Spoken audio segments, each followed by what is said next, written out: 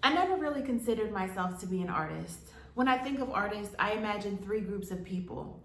The first, a misunderstood group of outliers whose heads are always in the clouds, who wear mismatching clothes, are disorganized but authentic, colorful but free. The second are a rigid and fussy group with easels and oil paints. They have wealthy patrons and rigid concepts. They're talented but disconnected, precise but trapped.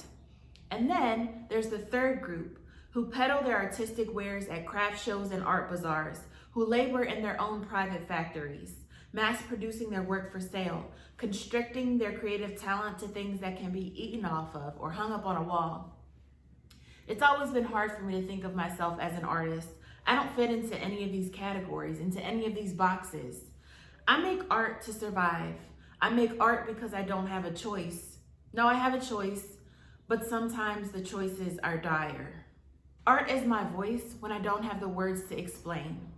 Art expresses the parts of my story that can only be told in shapes and colors, the pieces of myself that don't seem to fit anywhere else, the feelings that don't have a name, the experiences hovering over the darkest parts of my soul. Stories don't always have words. Sometimes we can't open our lips to tell them. Sometimes the words aren't there, or it's too painful to say them. Sometimes when we open our mouths to read a page, only a word or a phrase comes out. When we don't have the words, art speaks for us. Art fills the silent void when speech escapes us.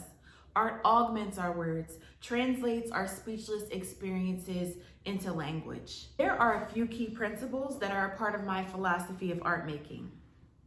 Embrace creative play. I believe that art enables us to be free in ways the real world does not allow us to. It allows us to push the limits, explore new possibilities, new materials, new surfaces. When I'm making art, I'm always curious. What would happen if I combined ink and glass? What if I collaged words or pictures on a mannequin? What if I used this adhesive on this surface? I always give myself the freedom to play. Your emotions and your experiences give your art power. Have you ever seen a piece of art that was well executed, technically genius, but didn't make you feel anything? I always find this disheartening. There are a plethora of technically trained artists who can make things, and they can make things well, but there's a difference between making things well and making people feel something.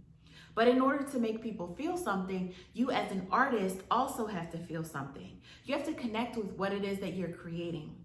I believe that every true artist uses their emotions and experiences to invigorate their art with life and meaning. Art is a container for emotions. It's a conduit for expression. It helps us hold things that are too heavy to carry and share passions that are too invigorating, too empowering to keep to ourselves.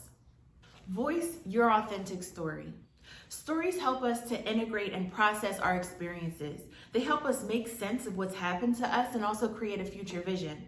Stories are complicated. They're not always linear. Some stories are messy. Some stories are chaotic and unresolved. They don't always have a happy ending. Tell them anyway. Meaning making is an important part of expression, of integration, of healing. We have to use our art to voice our authentic stories. Not just the stories that people want to hear, not just the parts of our story that are pretty and happy and clear, but the parts that are foggy and fragmented too. Art helps us tell the whole story. There is no such thing as perfection. How often are we expected to accomplish a task perfectly in our professional lives, our family lives, our social lives?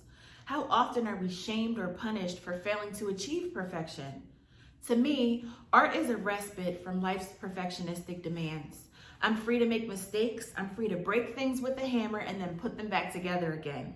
In my artistic process, I view mistakes as learning opportunities. Sometimes we have to mess up in order to open up ourselves to greater creative possibilities. Sometimes my best artistic moments happen when I ruin something that I wanted to preserve or break something that I wanted to keep whole.